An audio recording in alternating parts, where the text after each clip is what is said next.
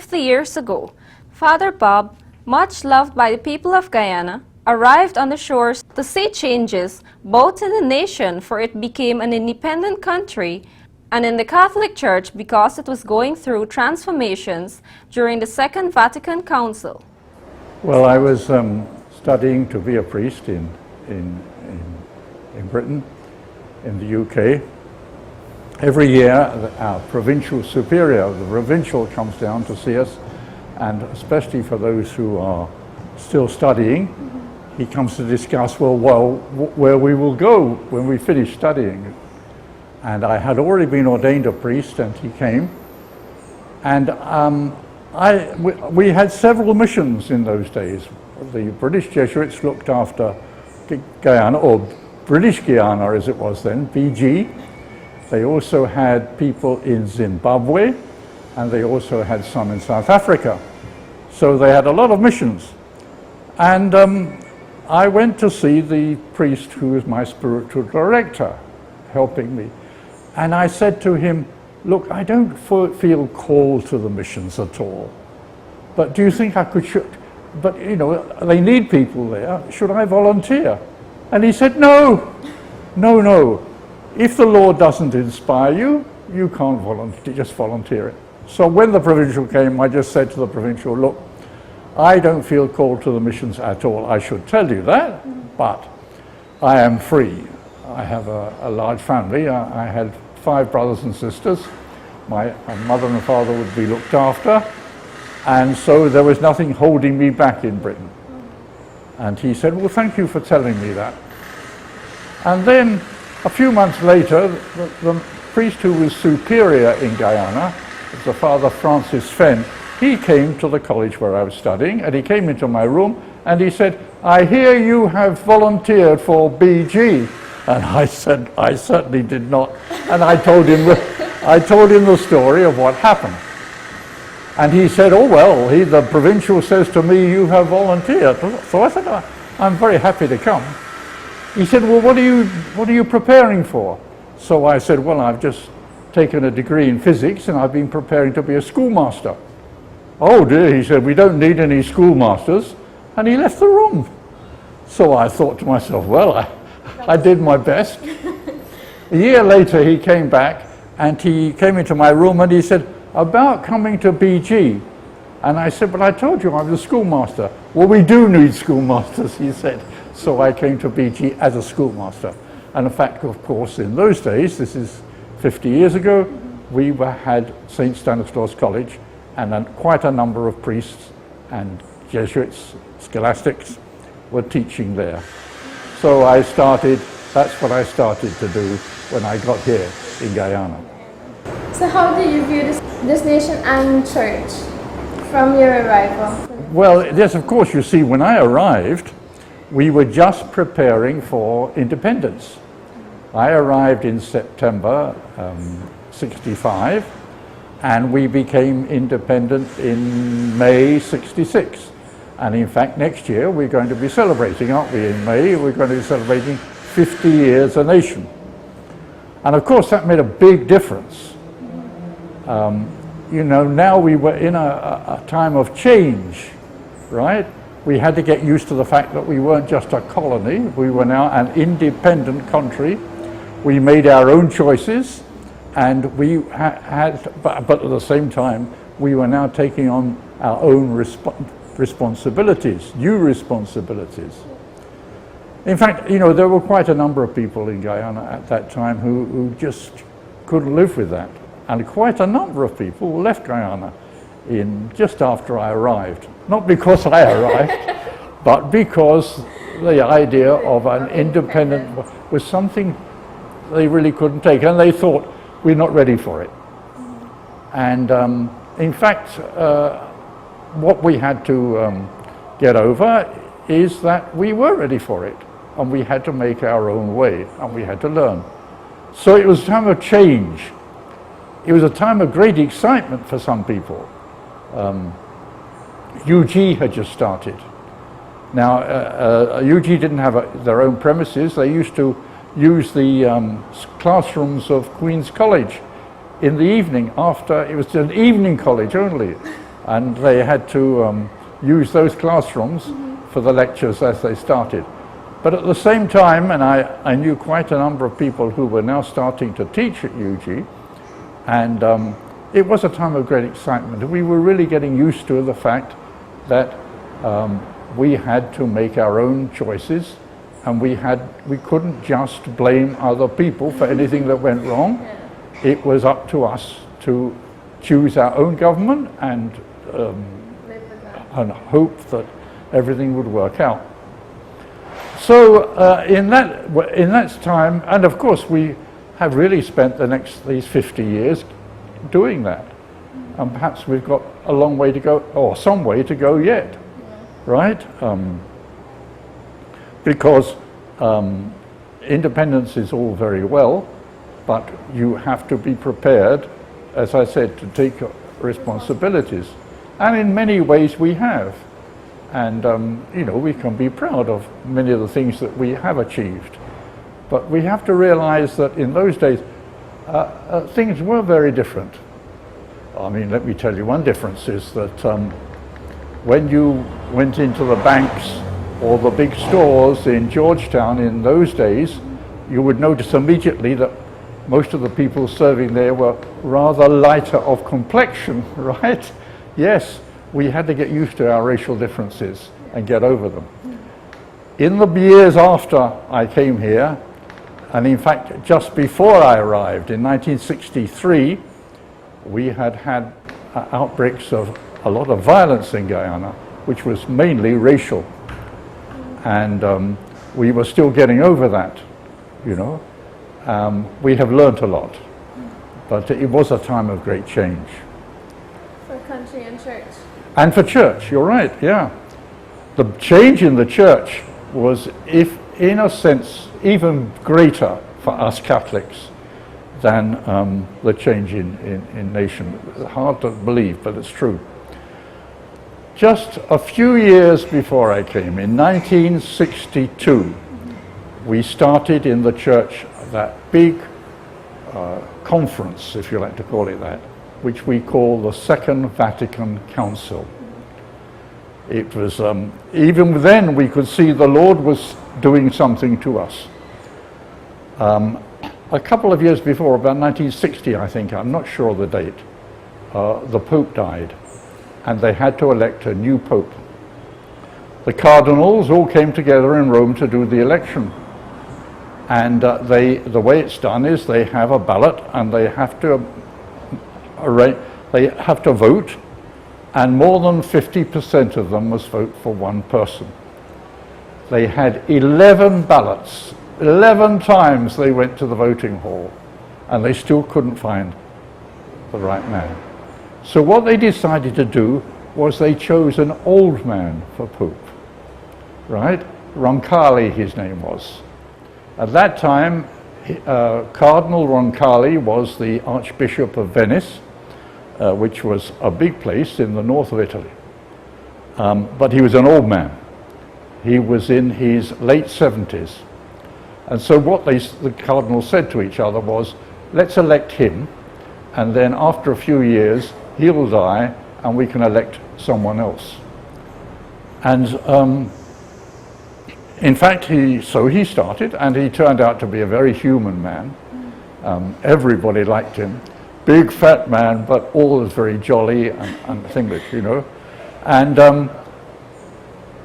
then suddenly, one day, quite suddenly, he said to the cardinals and the bishops, we need another council.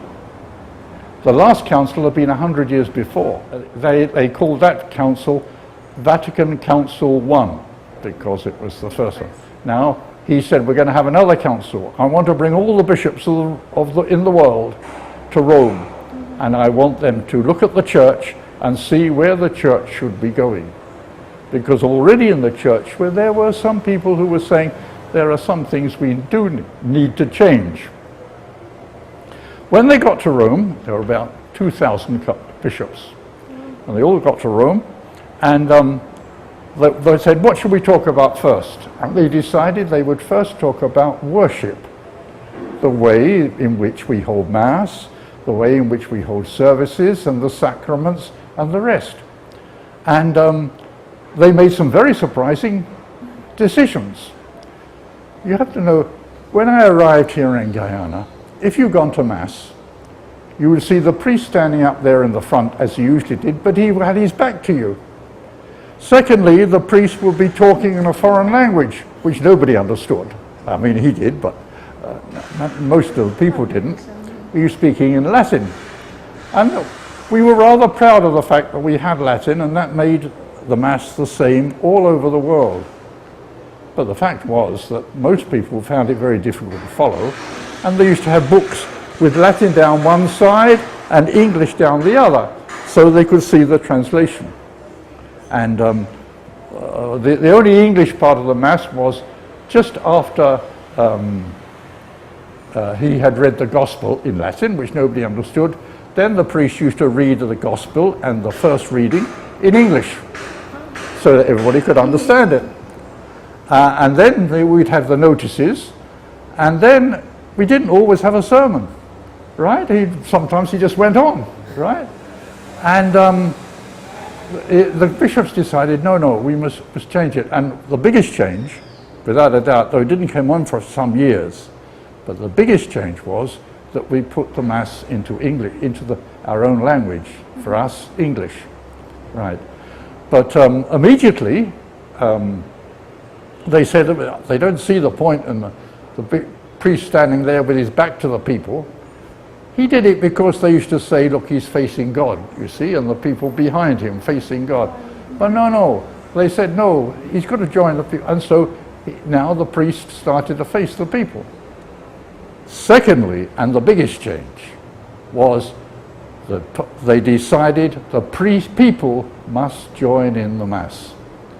The word they used was participation. The people must participate in the Mass.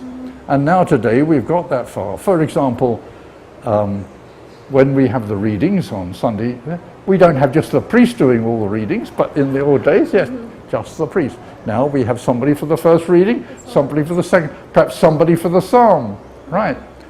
The priest always reads the Gospel, fair enough, it's giving special honor to the Gospel, right? And then always the priest will have something to say. He will try and help us to appreciate the readings that we've had. Secondly, we could never think of a Mass, I think, on Sunday without doing some singing. So we had choirs, we had singing before, but not at every Mass. Some Masses when people just sat there and listened to the priest talking in a foreign. That's the way we had Mass.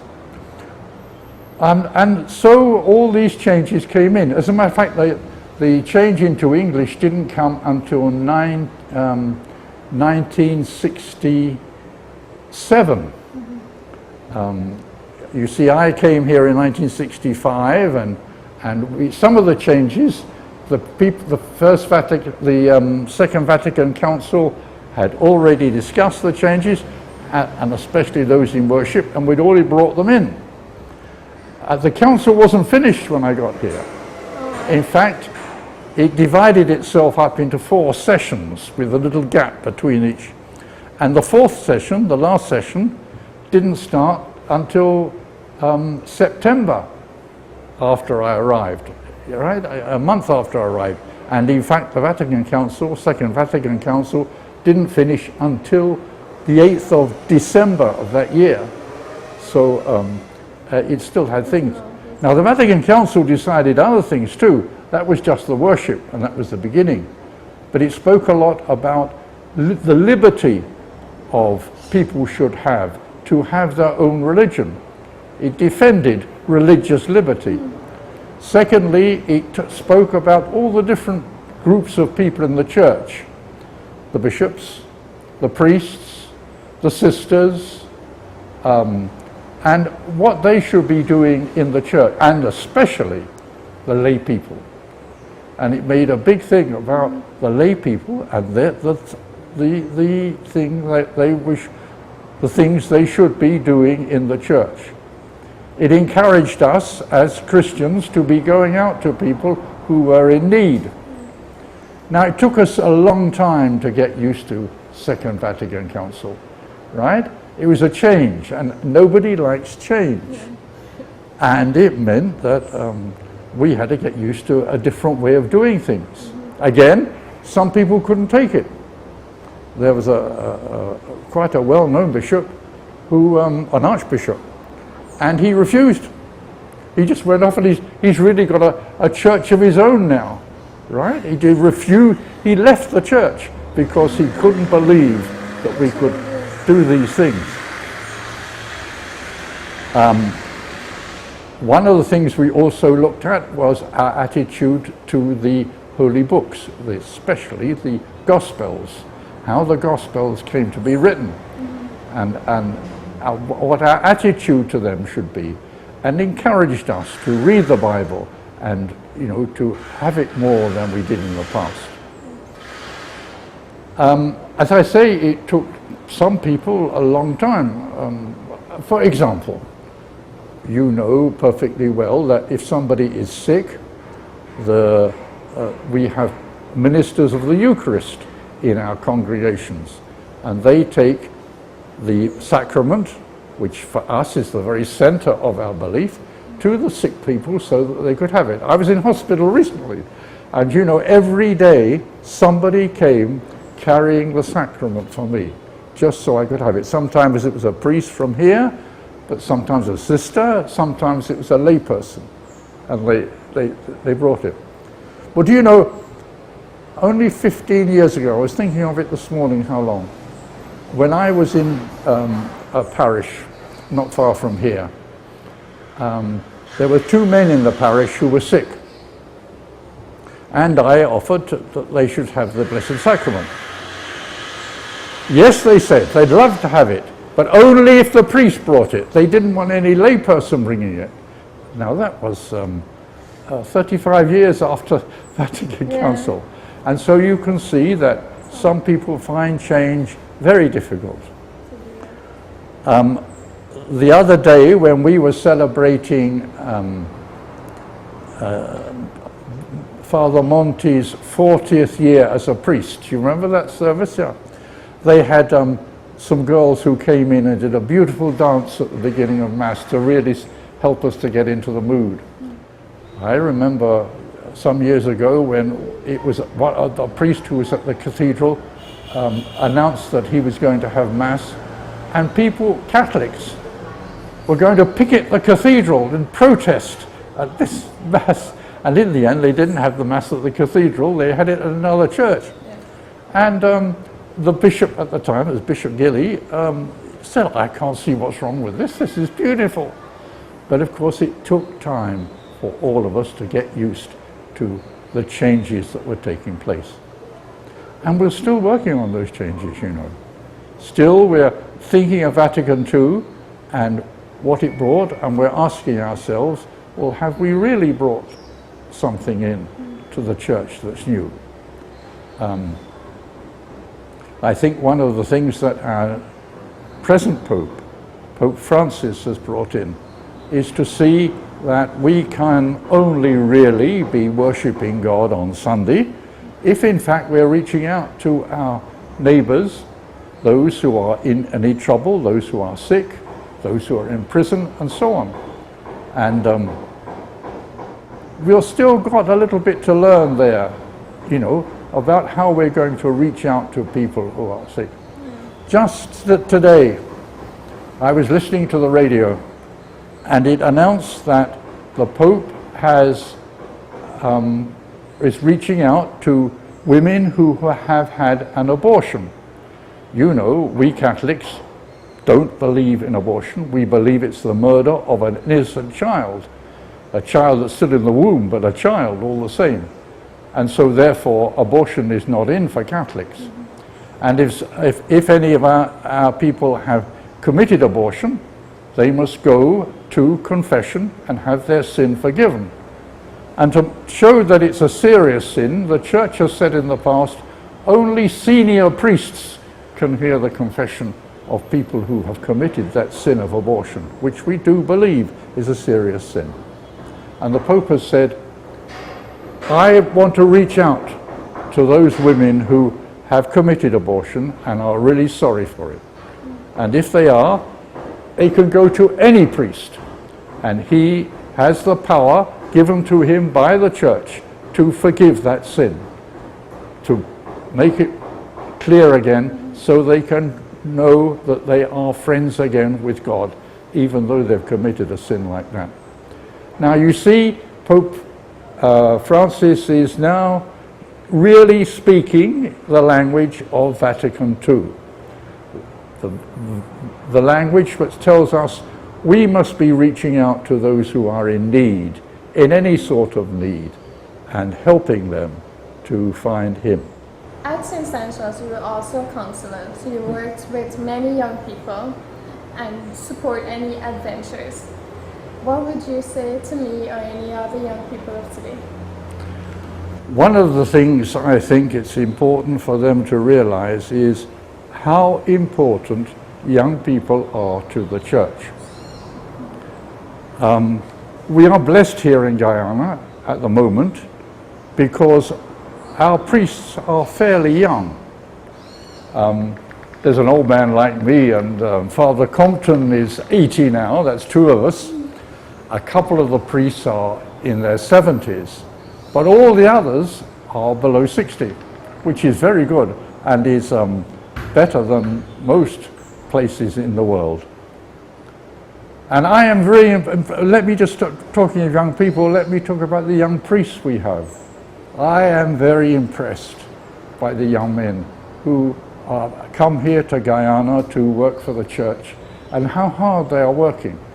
And also, and especially, for the young men among us, the young priests, I mean, I'm thinking of Father Godfrey, and I'm thinking of Father Marlon, who's in the Northwest District.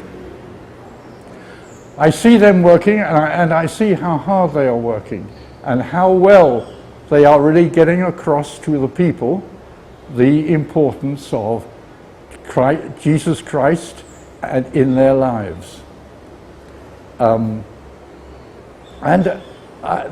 young people in the church, and I'm thinking especially of the people in their 20s, like you, isn't it? There we are. The great effect that they are having in our church, more than they know. There's a hostel at Liliendal where a large number, or fairly large number, of students from the interior are staying so that they can get education in Georgetown or near Georgetown. One of the priests, Father Jerry, got in touch with the people at the hostel, and so he has arranged that every Sunday a bus will come and pick them all up and take them down to Fatima Church or one of the other churches in Georgetown. They'll go to Mass. Usually then they get their catechism, their instruction in the faith.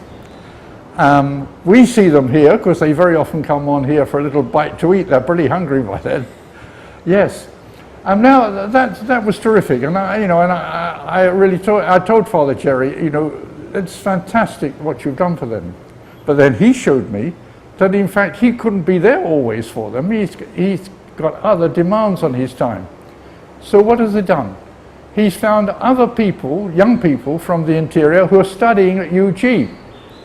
And when he's not available, they look after the bus and picking up the youngsters, bringing them over to Fatima or some other church, bringing them on to us afterwards, taking them home, and so on.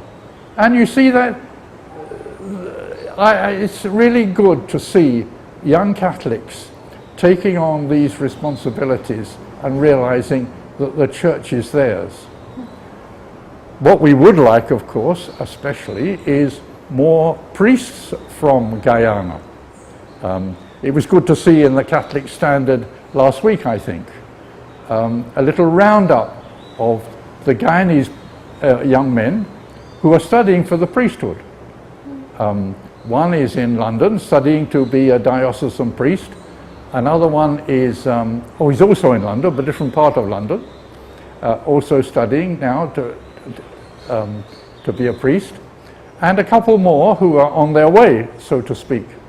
And this is good, because there is no doubt that if we could have more young men serving here as priests, well, it would make a big difference to our church. Then our church would truly be local. And of course, perhaps one day we'll have some Guyanese girls who are studying as priests. But I had better be careful here, because at the moment our church has not accepted women to be priests. But I am sure that one day it will come. But then we have a whole lot of young people who are studying to be sisters or working with sisters, and an even greater number who are working in the parishes. When young people come forward in the parishes to help with various things, they make a big difference. If I could mention one thing, and I know a number of parishes are doing it, there is a thing called the Geneva Project. I don't know if you've heard about it. The Geneva Project is this. Geneva was an old lady who used to live on the pave outside the cathedral. She had somewhere to live, but she loved to be on the pave, and she was on the pave every day. When she met me, she used to call me Mr. Didi for some reason, I don't know. She would give me money. She didn't beg. She gave me, and I used to take it and give it to Father Monty or whoever was priest in the cathedral. One Saturday night, someone murdered Geneva. That was her name.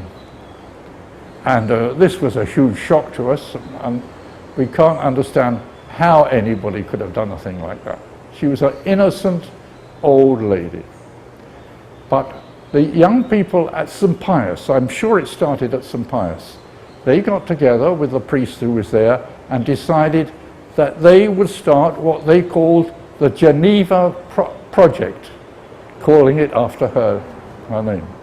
And the Geneva Project was to prepare food, and on Sunday morning after Mass to take that food down to the different streets in Georgetown where people are still sleeping on the pave, and make sure they got at least a good meal that day. Now it started at St. Pius, but there are 2 or 3 parishes in Georgetown where the young people have taken up that challenge, right? It means a lot of hard work. It means you've got to give up your Sunday morning if you're going to do anything. But that is just an example of the difference that young people can make in our church. And I am impressed, in fact, by what they are doing. For example, you know very well, because you have been working with the Catholic media, that most of the people who are working with that media is like you, and there's Romeo here who's operating for us this morning. It's young people, and they are coming forward, and I would say I don't think young people realize what a difference it is when people see young people coming, and especially those between, I would say, 18 and 30.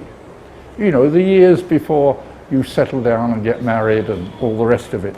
But there, when you have the time to be able to give yourself and to realize that that is a great gift for God and for His people, and that young people are not at the back of the line, but now they are at the front, leading us all closer to God and hopefully closer to each other.